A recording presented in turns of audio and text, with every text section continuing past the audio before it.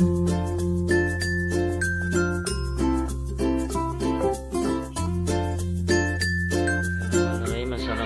warahmatullahi wabarakatuh.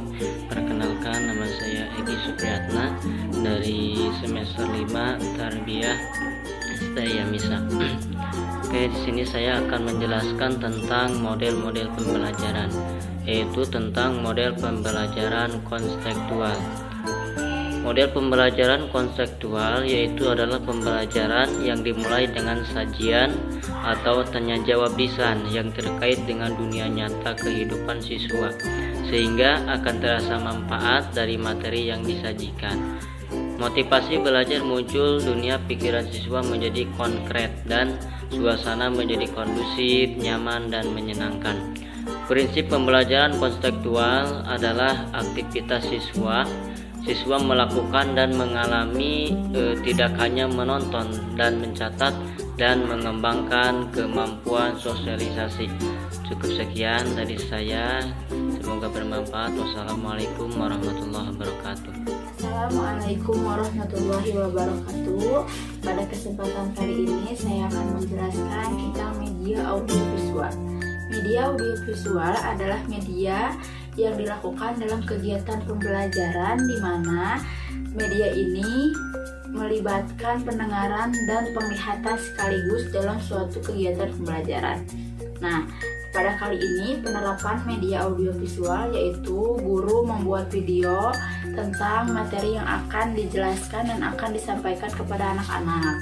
Nanti hasil video tersebut di-share atau diberikan kepada orang tua untuk nanti ditonton oleh anak dan disimak lalu dipahami oleh anak. Untuk metodenya, di sini kami menggunakan metode ceramah dan metode penugasan. Metode ceramah adalah cara penyampaian materi pembelajaran dengan mengutamakan interaksi antara guru dan siswa, di mana guru menyampaikan materi pembelajarannya melalui proses penuturan dan penalaran secara lisan kepada siswanya. Kemudian yang kedua yaitu metode penugasan atau metode pemberian tugas, adalah cara proses dalam belajar mengajar yang jalannya memberi tugas kepada siswa. Assalamualaikum warahmatullahi wabarakatuh. Pada kesempatan kali ini saya akan menyampaikan definisi dari evaluasi pembelajaran, baik dari ranah pengukuran evaluasi maupun instrumen evaluasi. Ranah pengukuran evaluasi terdiri dari 3 bagian, yaitu kognitif, afektif, dan psikomotorik. Kognitif yaitu yang mencakup kegiatan otak atau mental. Afektif yang berkaitan dengan sikap dan nilai. Sedangkan psikomotorik yang berkaitan dengan gerak atau keahlian peserta didik. Selanjutnya ada instrumen evaluasi. Instrumen evaluasi terdiri dari 2 bagian, yaitu tes dan non-tes. Tes terdiri dari bentuk uraian, bentuk objektif, dan bentuk tindakan. Sedangkan non-tes terdiri dari penilaian sikap, produk, proyek, portofolio, dan penilaian diri.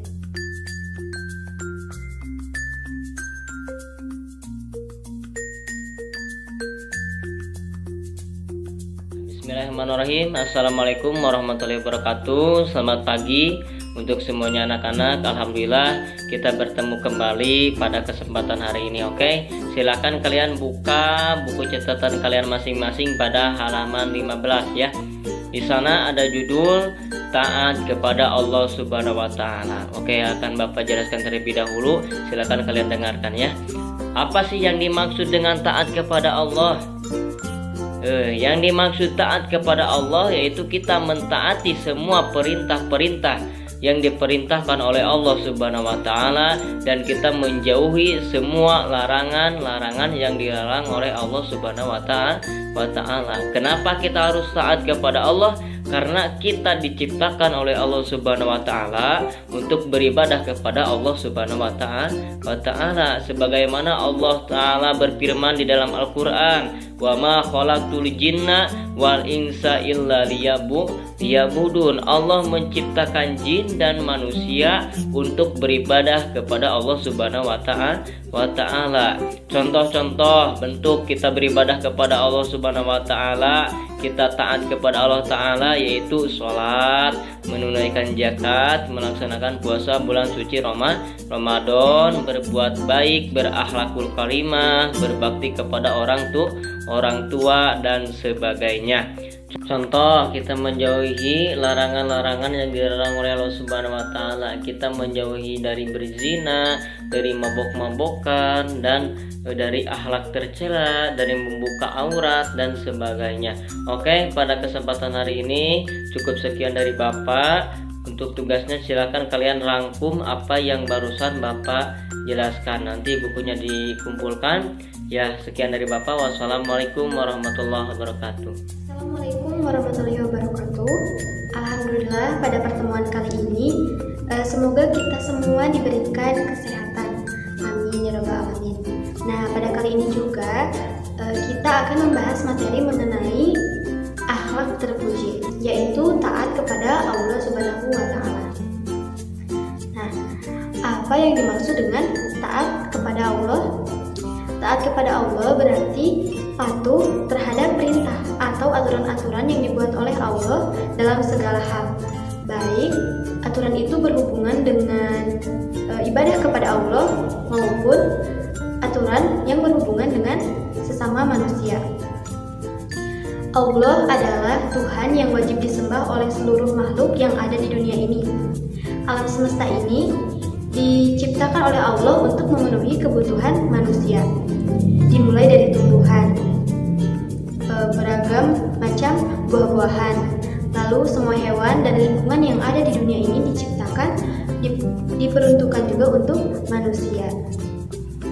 Nah, perhatian Allah Subhanahu wa ta'ala sangat banyak, tidak terhingga kepada manusia. Contohnya, apapun yang kita minta pasti Allah akan mengabulkannya. Bahkan yang tidak kita minta pun Allah telah memenuhinya. Misalnya, kita tidak berdoa ketika kita dilahirkan nanti kita ingin dilengkapi panca indera yang lengkap. Kita tidak perlu memintanya kepada Allah, tapi Allah telah memenuhinya. Dan masih banyak lagi rezeki yang telah Allah beri kepada kita, bahkan tidak bisa kita sebut satu persatu. Lalu, bagaimana caranya agar kita taat kepada Allah?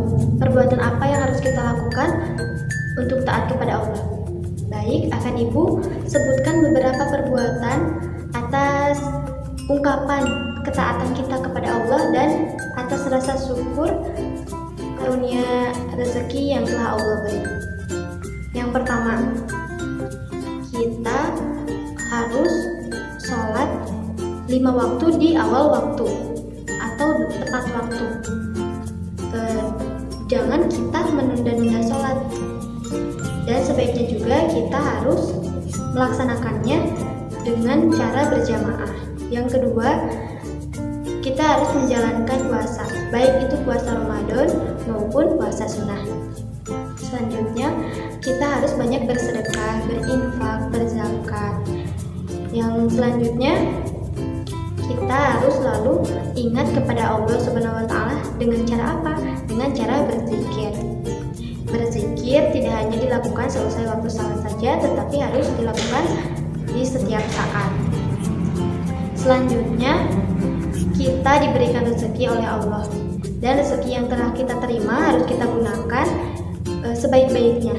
Harus kita gunakan di jalan kebaikan yang memang diridhoi oleh Allah. Dan selanjutnya, kita harus bersikap islami atau kita harus berakhlak baik sesuai dengan tuntunan dan ajaran Allah Subhanahu wa ta'ala dan Rasulullah Shallallahu alaihi wasallam. Untuk materi selanjutnya yaitu mengenai akhlak kepada Rasul. Di antara akhlak kepada Rasul yaitu taat kepada Rasul. Taat kepada Rasul berarti kita mengikuti semua ajaran yang dibawa olehnya. Dalam hal ini yaitu ajaran agama Islam. Contohnya seperti sholat, zakat, puasa, bersedekah, dan lain-lain. Nah, kita sebagai umatnya wajib mengikuti dan mengamalkan ajaran yang dibawa oleh Rasul. Yang kedua yaitu cara mentaati Rasul. Nah, sebetulnya ada banyak cara yang bisa kita lakukan untuk mentaati ajaran Rasul, yaitu ajaran agama Islam, terutama Rasulullah Shallallahu Alaihi Wasallam. Berikut ini cara-cara untuk mentaati Rasul. Yang pertama yaitu mengetahui riwayat kehidupan para Rasul, terutama riwayat kehidupan Rasulullah Shallallahu Alaihi Wasallam dan ajaran agama Islam. Yang kedua, membenarkan berita yang dibawa oleh para Rasul. Kemudian yang ketiga, mengamalkan syariat yang dibawa oleh Rasul. Nah, dalam hal ini yaitu syariat yang dibawa oleh Rasulullah Shallallahu Alaihi Wasallam sebagai Rasul yang terakhir. Yang keempat yaitu mencintai dan membela para Rasul, terutama Rasulullah Shallallahu Alaihi Wasallam. Yang kelima yaitu meneladani kehidupan para Rasul. Dan yang terakhir, yang keenam yaitu menghidupkan sunnah Rasulullah Shallallahu Alaihi Wasallam. Contohnya kita melaksanakan sholat sunnah seperti sholat sunnah rawatib, kemudian sholat sunnah duha, sholat sunnah tahajud, dan masih banyak sunnah-sunnah Rasul yang lainnya yang harus kita hidupkan dalam kehidupan sehari-hari. Selain itu, ada perintah yang lebih khusus lagi kepada kita dari Rasulullah Shallallahu Alaihi Wasallam, yaitu dianjurkan memperbanyak membaca sholawat. Tujuannya agar kelak ketika kita di akhirat nanti mendapatkan syafaat dari beliau. Assalamualaikum anak-anak.